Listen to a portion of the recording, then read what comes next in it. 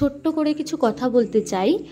Nude makeup যেটার ধরন কিনা সবার কাছে আলাদা আলাদা, কারো কাছে একটু হেভি মেকআপ নিউডের মধ্যে হয়, আবার কারো কাছে ভীষণ সফট একটা মেকআপ নিউডের মধ্যে হয়।